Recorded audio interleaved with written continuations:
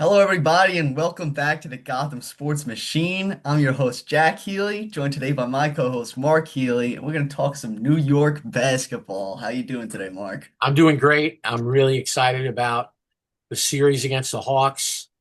It's just it's exciting when the Knicks are in the playoffs, and this year's no different. The Knicks are they're healthy for it's so funny. Last week I wrote a column about for the first time in a long time the Knicks are entering the playoffs with no injuries and they're healthy, and then of course OG gets a little banged up. So, I mean, what's Yeah, what's the but status of him? Is he ready to go? that wasn't really anything too serious, and he's got a full week. He should be fine. I doubt that they're even really talking about that going into the game. Because Like, he's really important. He's important to everything they do. oh yeah, he might be the most important player in the series, considering Atlanta's best player is Jalen Johnson. He's going to be tasked with guarding him and being one of our most effective scorers. So if he's not healthy and at the top of his game, that could be big trouble for the Knicks. Let me ask you a dopey question for the people out there that maybe don't follow the NBA the way that you do, where you like really know all the players and all the matchups. A casual a Knick fan might be like, well, they lost to the last time they played the Hawks in the playoffs. They got upset and they lost. So what do you say to people like that? I mean, if you look at the teams, like it's not even close to the comparison. In 2021, the Knicks had guys like Elfrid Payton, Reggie Bullock, and Nerlens Noel in the starting lineup. I mean, I love Nerlens, I love Reggie Bullock, but like the talent is nowhere near close. And just talking about guys on the roster, only Mitchell Robinson and Onyeka Okongwu are even on either roster from that series. It's only been 4 years, 5 years, so it hasn't been too long, and these teams have completely changed.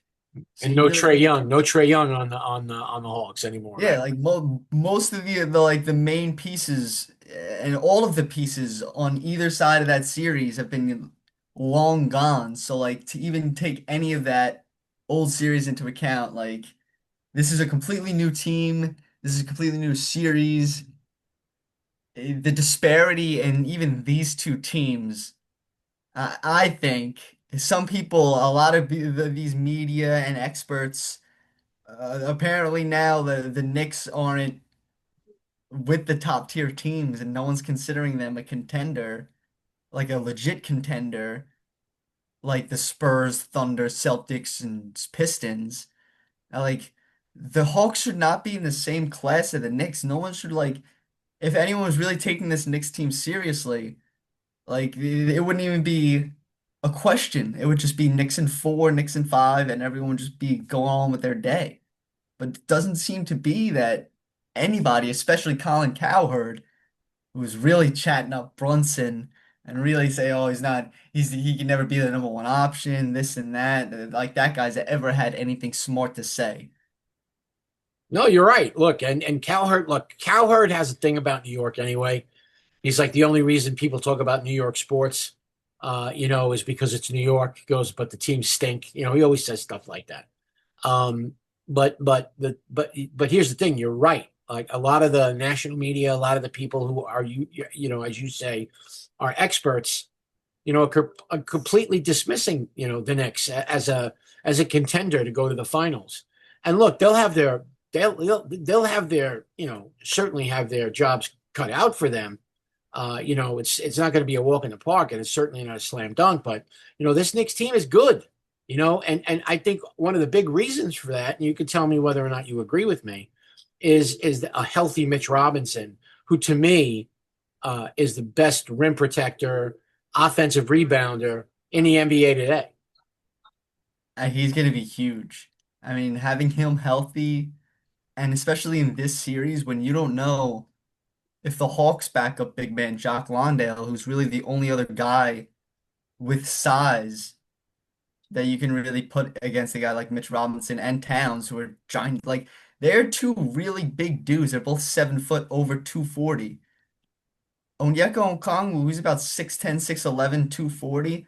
He's a pretty big dude, but to handle those two guys for an entire series by himself, that would be a problem, especially with how good the other players are on the Knicks at offensive rebounding. Guys like Hart, guys like OG, Mikal Bridges, even a guy like Jordan Clarkson has been absolutely crashing the boards.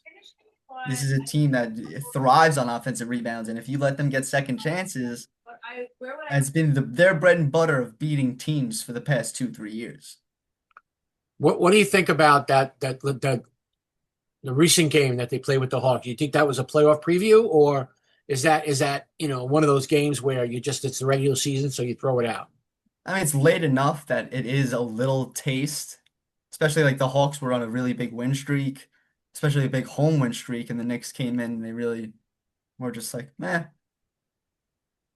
Jalen Brunson really didn't wasn't bothered, as he rarely ever is by anyone. It's like there's this very famous saying, everybody's better than Jalen Brunson until they play Jalen Brunson. Once it's time to be better than him, once it's time to play him, it's like, oh, that's why this guy has such high respect and such high regard in New York, because he's that dude when it matters. Every time he's been healthy in a series, he's been the best player in that series. The only series that he hasn't like been that the guy is like the Pacers series last year. He gets banged up. The Pacers series, the other time he gets banged up. It's like the only way to stop this team is to get them injured and to run them down the court, which is what's happened to them in previous years with the Thibodeau system of, oh, let me run a 7-man playoff rotation and run these guys 40 to 45 minutes a game and run them into the ground. But it seems like we're getting a little different look this year. Mike Yeah. Brown's been running, and he's saying he's going to run a 9-man, 8 to 9 man rotation in the playoffs. We will see. And I think the benches are going to be a big impact in this game, in this series. I mean, you got two teams that don't have great benches. They really are mostly going to be relying on their starting lineup for scoring and for most of the impact of this series. But we've seen in NBA history, and we've seen many times in this series of Knicks history, that the bench players and the benches are so impactful and so huge. Well, One way or the other, right. you can't let either one get hot. You really can't. And what bench do you think is going to be the X factor in this series? Well, I really don't know a lot about the Hawks bench. I do know that they certainly have played a lot better. I mean, there's a fan base that I actually our buddy Bill Shanks, who covers the Hawks down in Georgia on the Bill Shanks show. I was going back and forth with him over the course of the season because I'm a Quinn Snyder guy. I've always liked him as a coach, and I always thought, I always would have loved to him, the coach the Knicks. And fans were calling for him to be fired. As late as like 6 weeks ago. So I know that he knows how to coach, and I know that and I don't know the Atlanta bench as well, but I certainly know the Knicks bench, and I think that it's clear that having a healthy Deuce and having some of these guys that are getting themselves into the rotation, because let's be honest, Mike Brown's done a great job of sticking to what he said he was going to do, and that is getting these guys in the rotation, getting these guys playing time. And it's not just to give guys a blow. It's not just to give a couple of guys here 2 minutes here, 3 minutes here. I mean, they're actually in the flow of the offense. So I like the Knicks bench. What about you? I mean, what do you think about the Hawks bench? I mean, it's very interesting because like they don't have like a sixth man. I guess you could say Kuminga is kind of their sixth man, but he's really like the story of the Hawks because he was quite at the deadline. Never really worked out with the Warriors. He was a top pick, top prospect. Everyone was like, oh, he's got all the talent in the world. This guy could be an all-star caliber player. but it never seemed to work out between him, Kerr, the front office. Nothing ever seemed to click. Fresh start in Atlanta, he's looked good so far, but he's streaky. He doesn't really have a great jump shot. He's a like a big dude. He's got all the size in the world. He could take it to the rack. Good defender. But in this series, like they kind of like the Hawks are gonna be relying heavily on perimeter shooting and their defense. So as impact, like it might be useful to have his driving, and it might be useful to have like a guy that can go in and body up on everyone. But that's not really gonna be their game this series. I really don't see them dominating the Knicks on the inside. I see them trying to do it on the outside. So you're going to be looking at more guys like Buddy Hield, Corey Kispert. You don't even, they just have like a bunch of 3 and D, really just 3-point shooter kind of guys coming off that bench where it's just who's going to get hot, who's going to come off and who's going to hit 3 or 4 threes and have me pulling my hair out in the third and fourth quarter. Like this guy really, he's the one hitting the shots because that seems to be the Knicks' problem year in and year out. It's the random dude that starts hitting every single shot. And if the Knicks aren't locked down on the perimeter, that's going to happen. If you're not playing sound perimeter defense, this NBA, anybody can spark it. Anybody can light you up for 15, 20 points just off threes because everybody's shooting them. So who do you, I mean, not who do you think, but where do you think the defensive like you need to make the first push? Where do you think that's made? Do you think it's made on the inside for the Knicks? Do you think it's made on the outside for the Knicks? Or do you think it's made like the Knicks going right on the Hawks interior, shooting right away? Where do you think that, or is it Brunson attacking Daniels?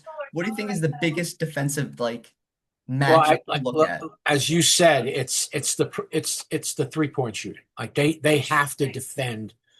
They have to do a better job. I mean, again, you watch a lot more than I do, but I've noticed, over the last 10 or 15 games, even games that the Knicks, even the games that the Knicks have won, and even games that they've won handily, there's always that stretch where maybe it's the third quarter where somebody just starts shooting threes and they find, what was that guy from the Celtics? Uh, Baylor, oh my Shireman. God. I mean, he was hitting he was throwing it up and it was going in. It was like a commercial. Um, I think that their perimeter defense, the 3-point shooting, is the key to this series.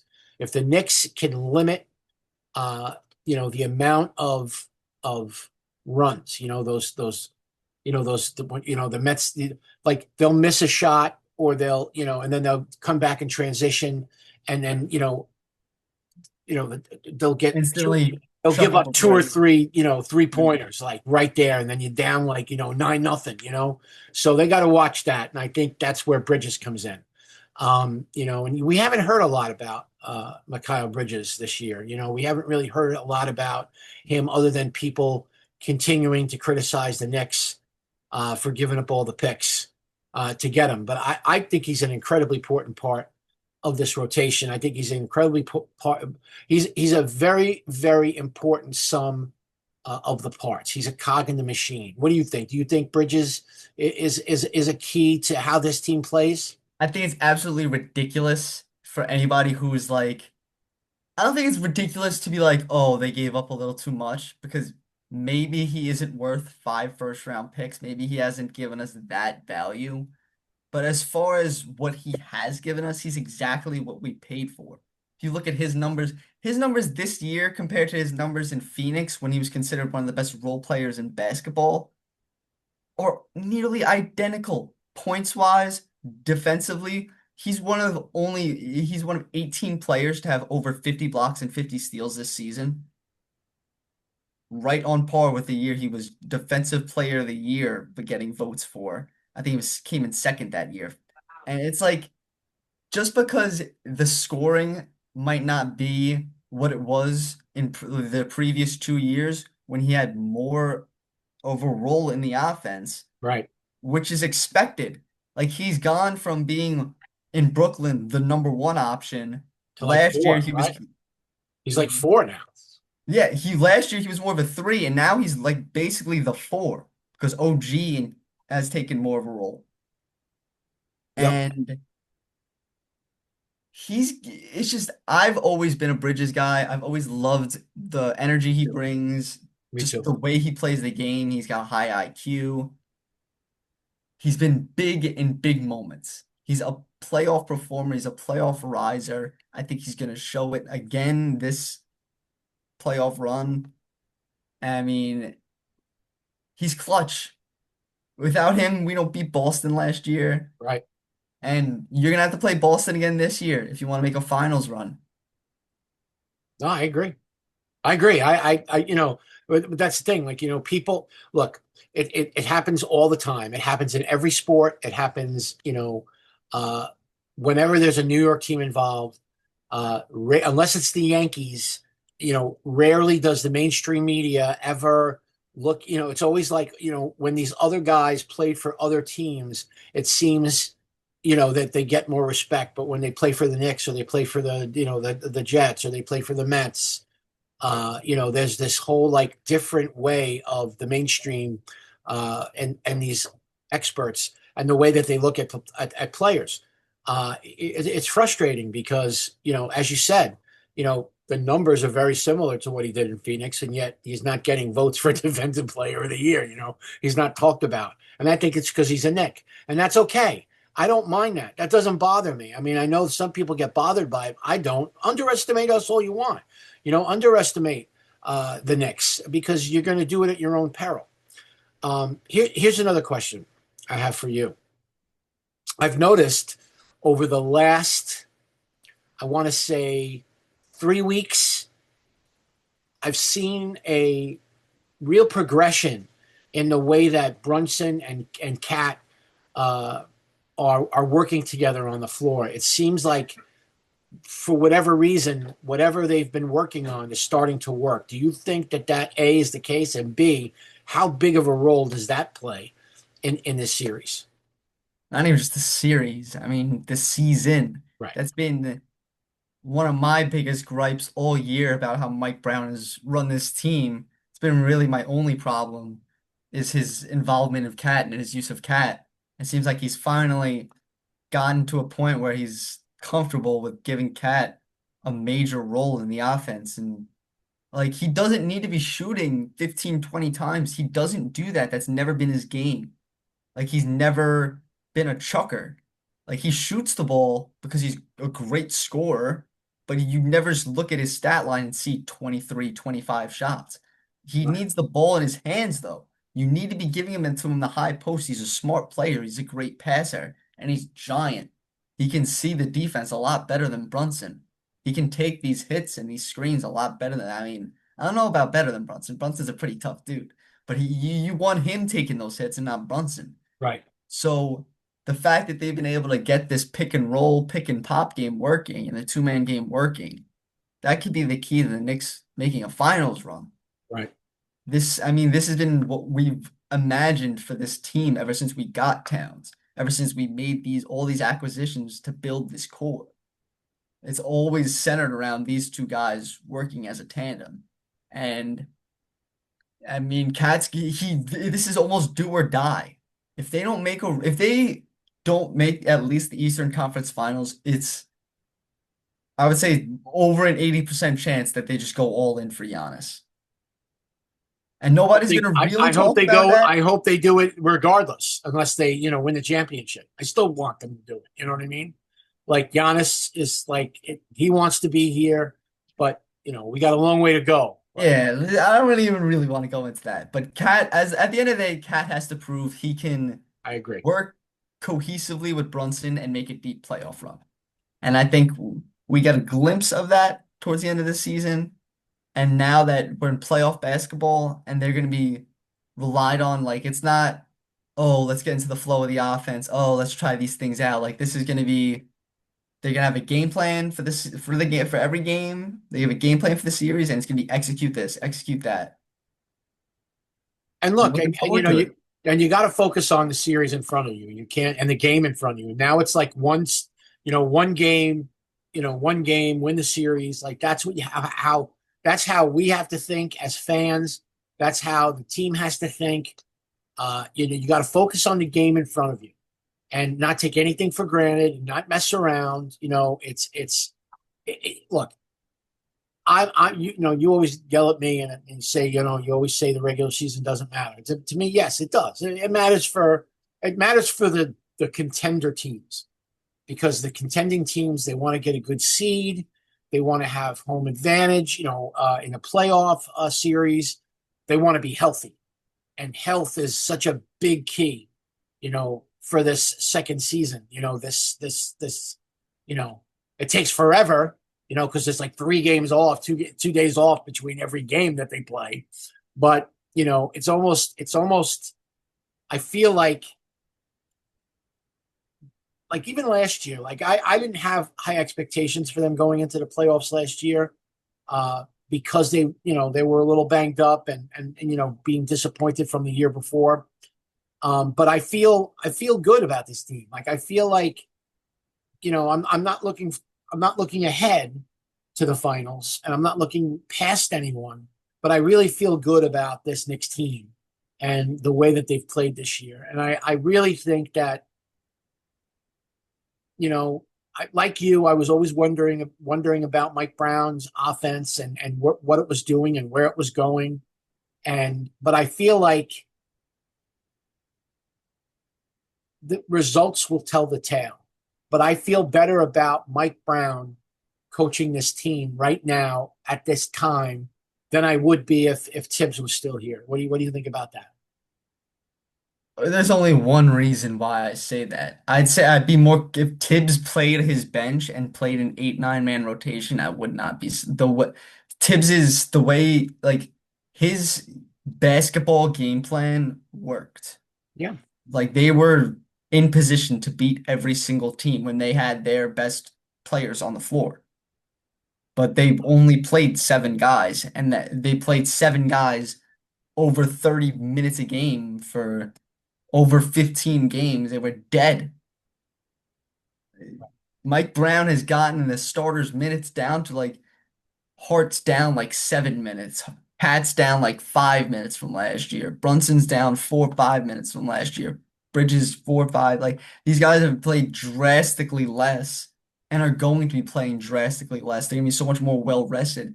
Like it's gonna do wonders for these guys. And that doesn't like and it's nothing against Tibbs. It's just the way he went about it. And Right. It's right. I'm not criticizing him. I'm just saying that, his coaching style was, very was tough. It was very grinding for these guys. And I think they all respected him and I think they all liked playing for him. But at the end of the day, it's about winning, right? And that's how we're going to judge Mike Brown. That's how we're going to judge this team. Do they get to the Eastern Conference Finals? Do they get to the final? That's how we're going to judge them. At the end of the day, that's how we're going to judge Mike Brown. And we're not going to dump on Tibbs. I mean, obviously he helped change this whole thing around. So we'll always be grateful to him. But it's just like one of those situations. Just to continue about coaching, um, what do you think of the coaching matchup? I mean, Mike Brown versus Quinn Snyder. Like, how do you feel that's going to play into this series? I mean, all the pressure's on Mike Brown. I mean, he has to win. If Right, he doesn't win this series, he's gonna have the whole city coming for his head. Like right, right, right. Quinn Snyder really like he has no pressure. He shouldn't have even been in this spot.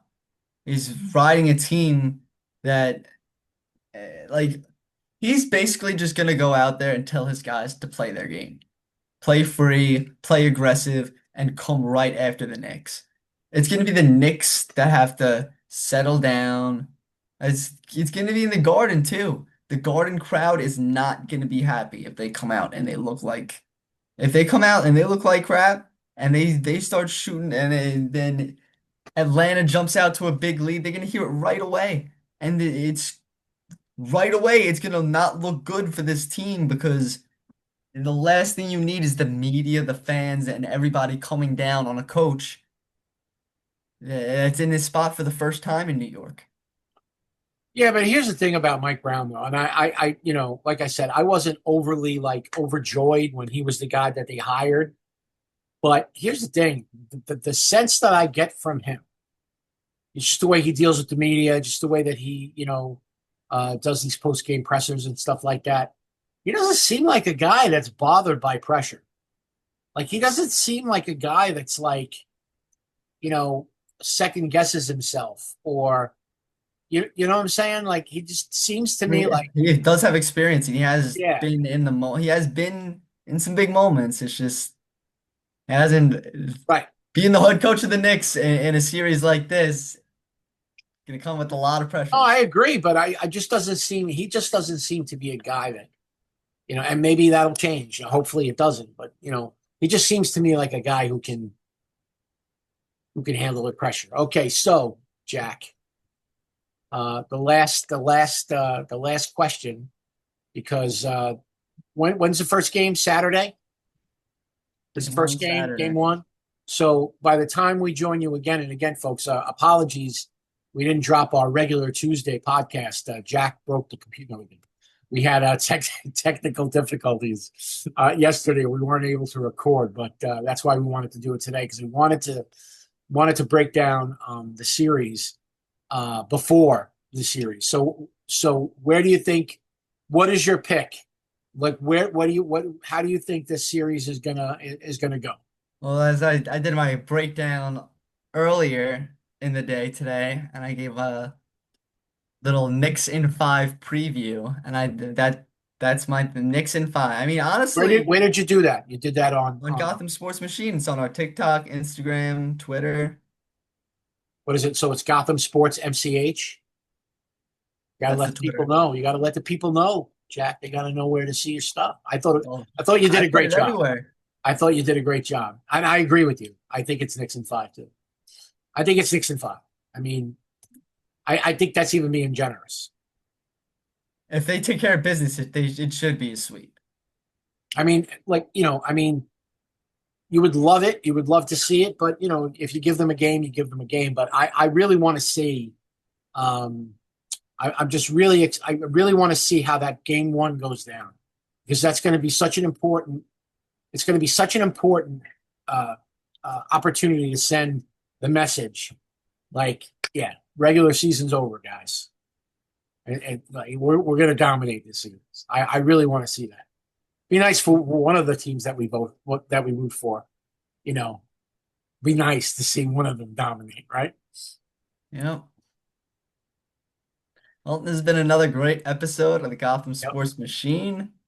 We'll catch you guys next week. Hopefully, with a couple of Nick wins under the Yep. belt. Let's go Knicks. All right, buddy. Love you. Talk to you later.